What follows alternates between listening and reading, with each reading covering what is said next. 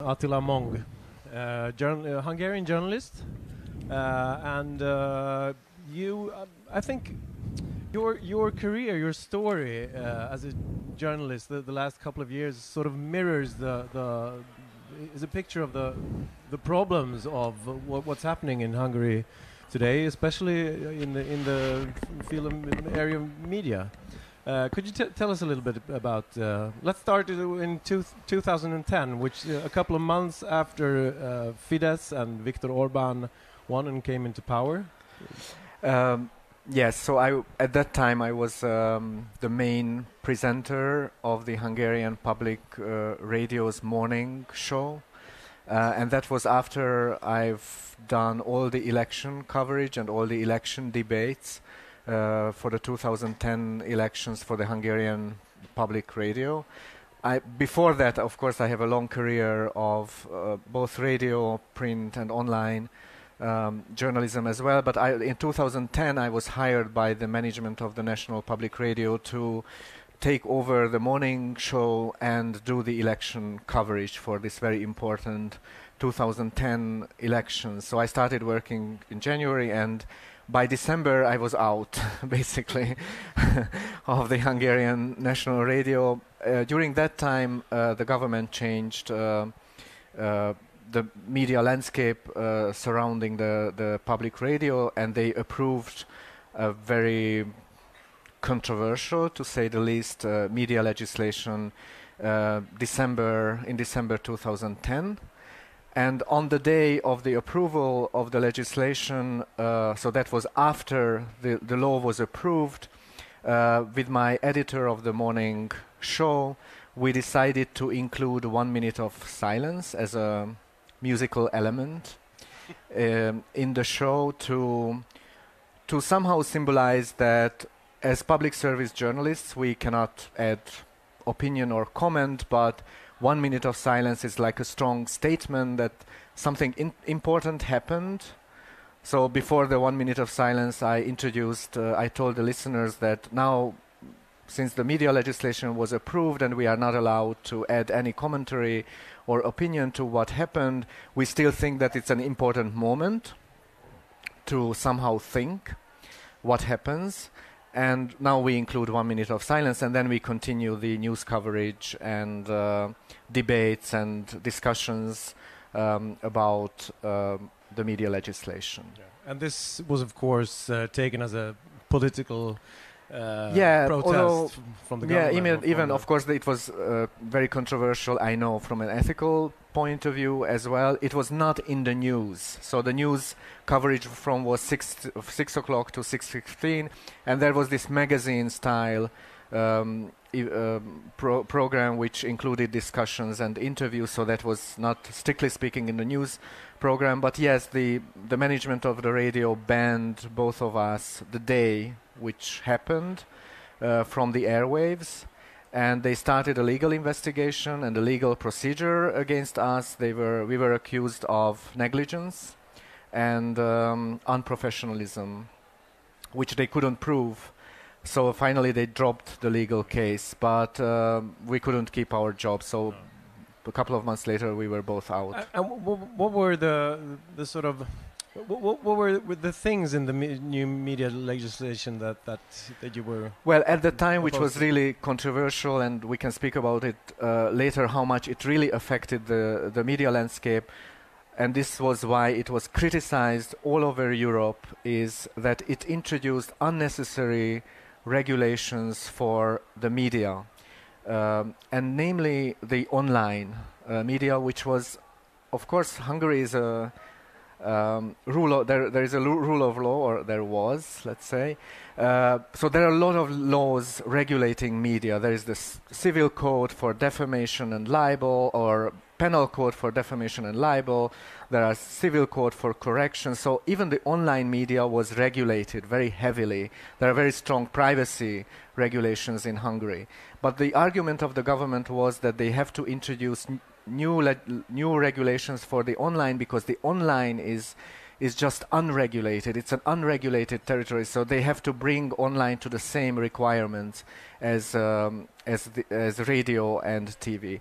So the main argument of press freedom activists in Hungary and all over the world was that it's just unnecessary, it's an extra burden, extra legal burden, and it poses danger of censorship, danger of influence by the government, and at the same time the government installed an all-powerful media authority whose main responsibility was to make sure that these regulations are enforced. Yeah. And a lot of regulations affected content, how journalists should report. And I don't think personally that this is for the state to tell the journalists how to do their jobs. There are ethical codes and self-regulation, which is very important. It exists in Hungary. It's simply, in my opinion, it's not the state's responsibility. In the state media or government or taxpayer-sponsored media, of course, there can be much more regulations. Yeah, because there is a regulation about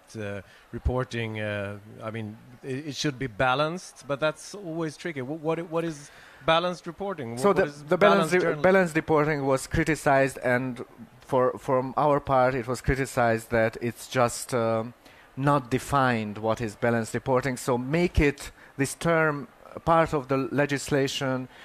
It's a different level than just discuss from an ethical point of view what balanced reporting means. But this term was taken out of the legislation due to the criticism which came from the European Union and from international organizations. So the law has since been changed in a lot of ways, has been made more in conformity with the European legislation. Yeah.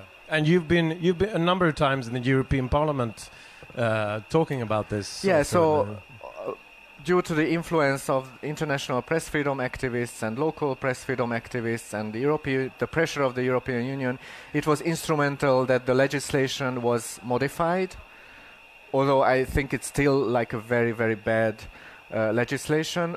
But the more important effect of all this European Union pressure was that the legislation has never really been enforced because, of course, there was so much focus on Hungary and how the Hungarian government will use this legal means that the media authority was really, really careful not to apply the content regulations. The media legislation was used in a lot of ways to change the market conditions and to change the whole media landscape. First and foremost, to change a publicly financed media into the state and the government's mouthpiece. So whatever we see now on public media, which I would definitely now call in Hungary state media, because it has nothing to do with public service media the way we understand public service media, it simply serves the government's propaganda and the government's spin.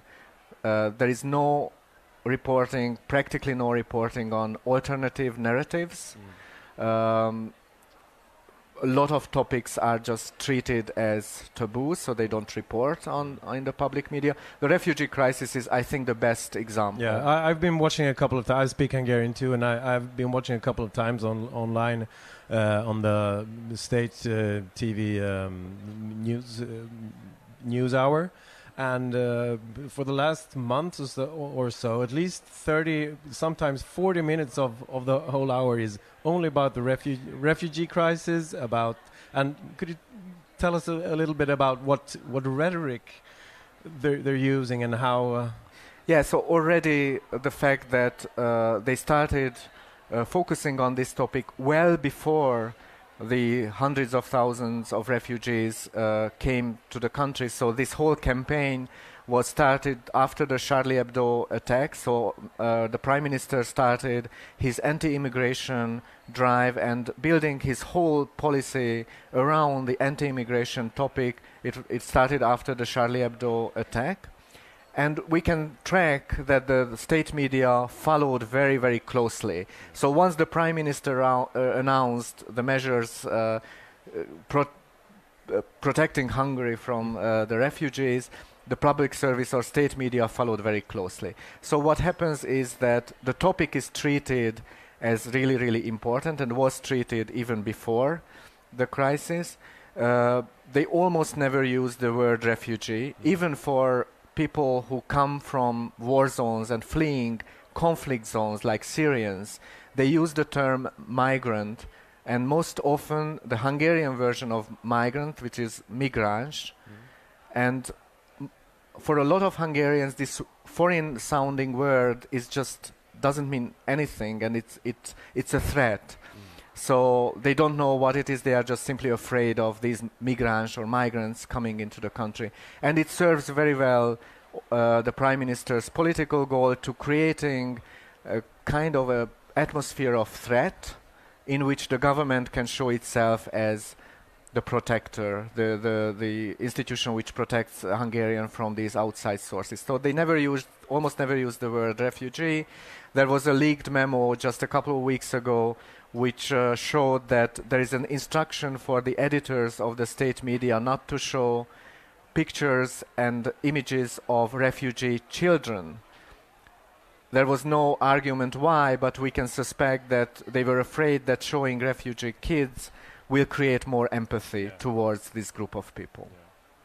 You're also one of the editors of a crowd-funded project called Atlas, so transparency.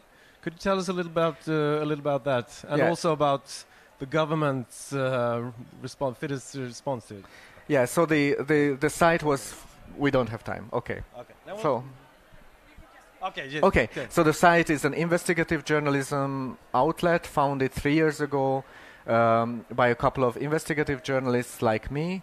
It's now growing bigger and bigger, and it's mostly crowdfunded by average donations from Hungarians. We are focusing on anti-corruption and transparency issues. We use the freedom of information law, which is still very good in Hungary, to get information. And the reaction to the government, just one sentence, since they saw that we used so much the freedom of information legislation, they changed. They are trying to introduce more changes to restrict the rights, the freedom of information, rights for freedom of information. Okay. Thank you very much, Attila Mong.